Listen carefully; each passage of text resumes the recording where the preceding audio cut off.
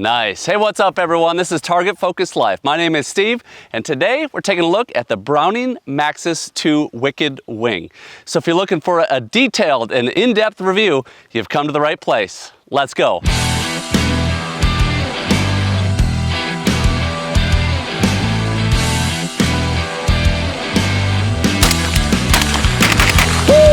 From the day it was released, the Browning Maxus II promised to be the most reliable auto-loading shotgun on the market.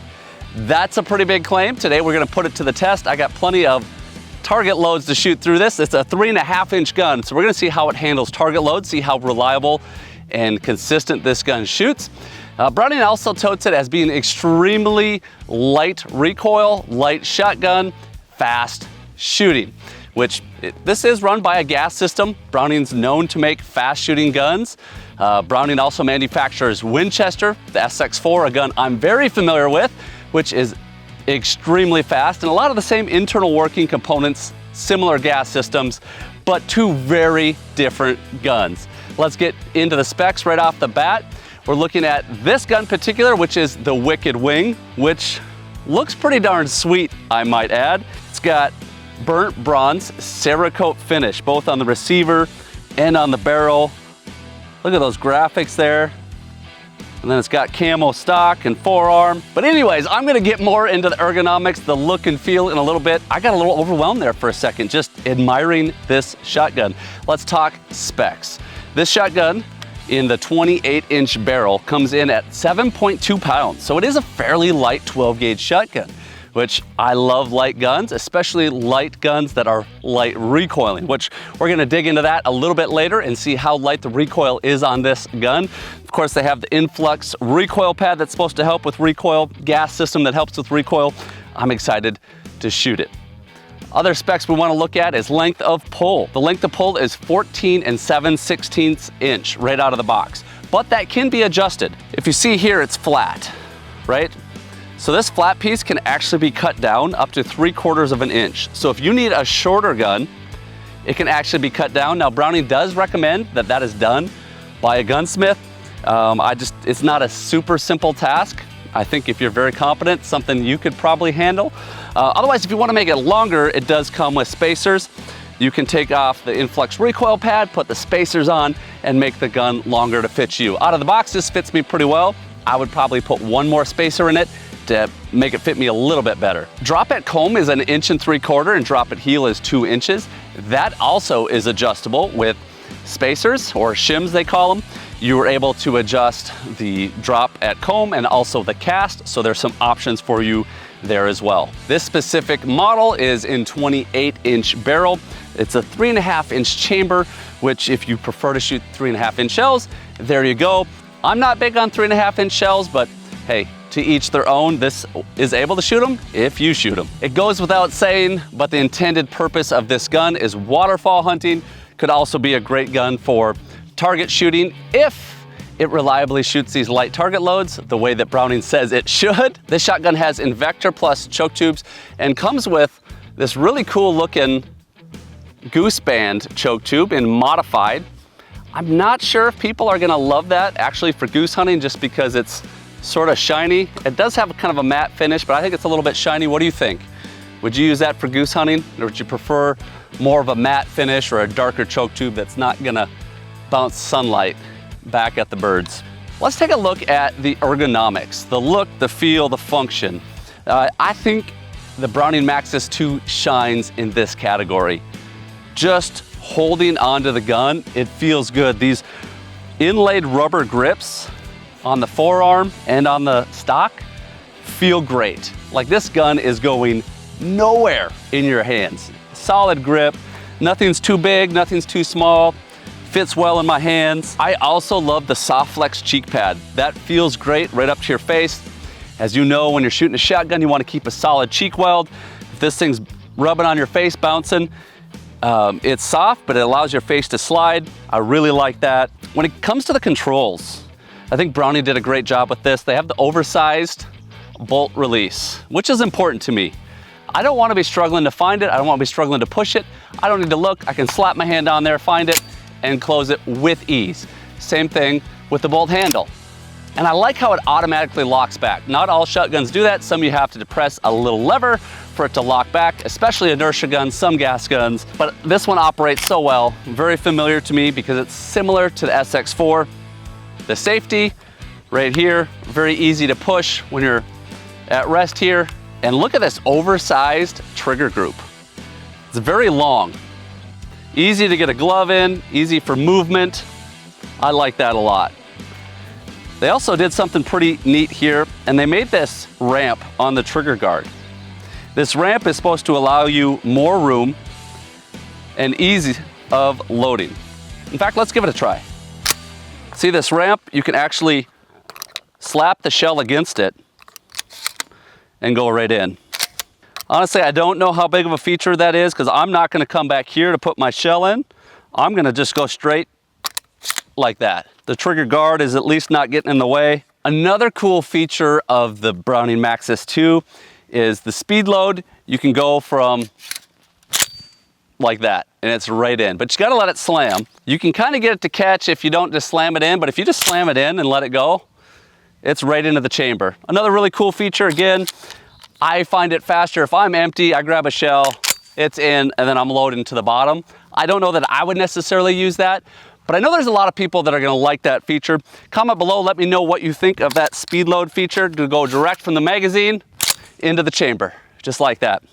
Pretty cool. Nice loading port here. This is kind of milled out a little bit, which makes it really easy to get in there. And it makes it so there's no rough edges on your hand. I really like that. If you're sitting there loading a lot, putting the rounds down range, you start to notice those sharp edges. And Browning has taken a lot of care and detail to mill these down, round these edges, so nothing's gonna tear you up there.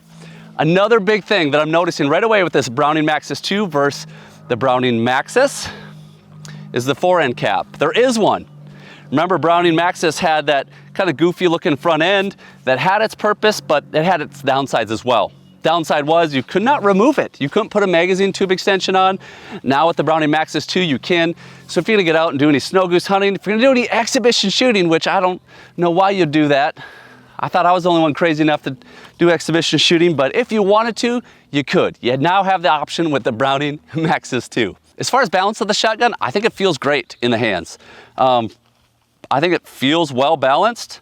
Now, as I do this test, the balance does seem to be back a little ways, which, you know, I don't mind. Because this is a light recoiling gun, supposedly, I don't mind the weight being back because it's not gonna create a bunch of muzzle flip being so light. It actually feels very light in the hands.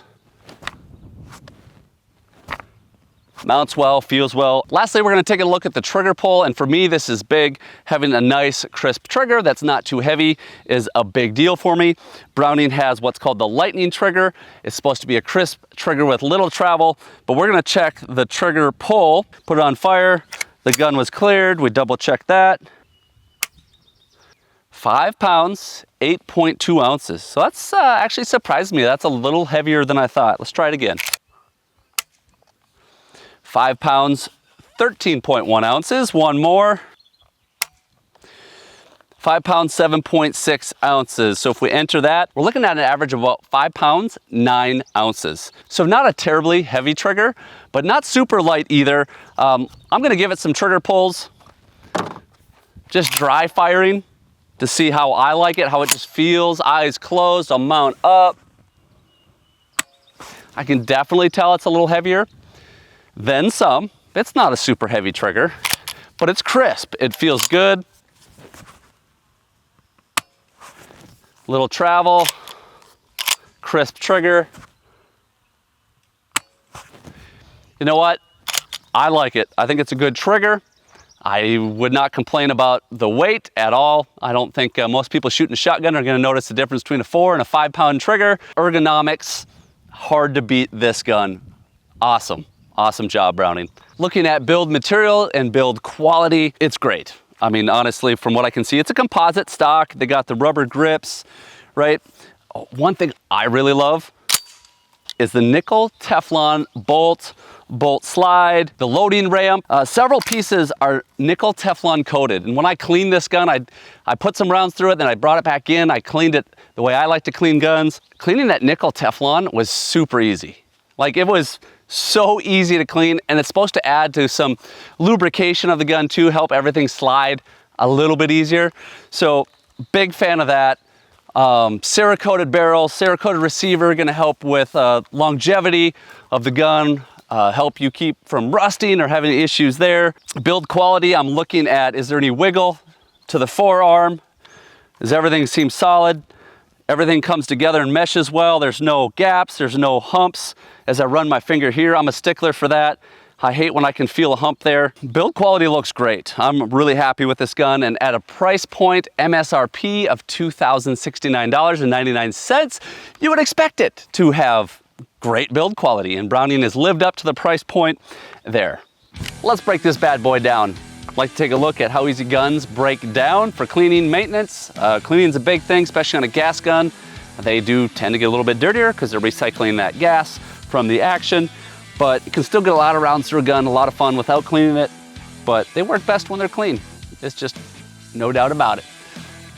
I'm guessing I can break this one down pretty quick because it's very similar to the Winchester SX4 in the components. Fore-end cap off, fore-end off, barrel off, piston sleeve off, little spring. There you are, buddy. Then we're gonna release the bolts and bolt slide, take out the bolt handle, pop up from the bottom right here. We got the bolt and bolt slide. All we're left with is the trigger group. How do we get that out? A couple pins right there. Makes it nice and easy, but we need something to push them out. I've actually found, if I take my bolt slide, use the back end of it right here. But look at that. No extra tools needed. Trigger group's out.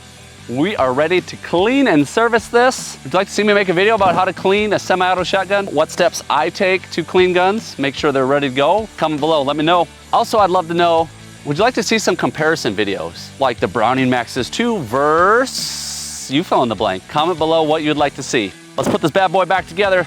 Just the opposite of how I took it apart. Take the trigger group. This is probably the most challenging spot.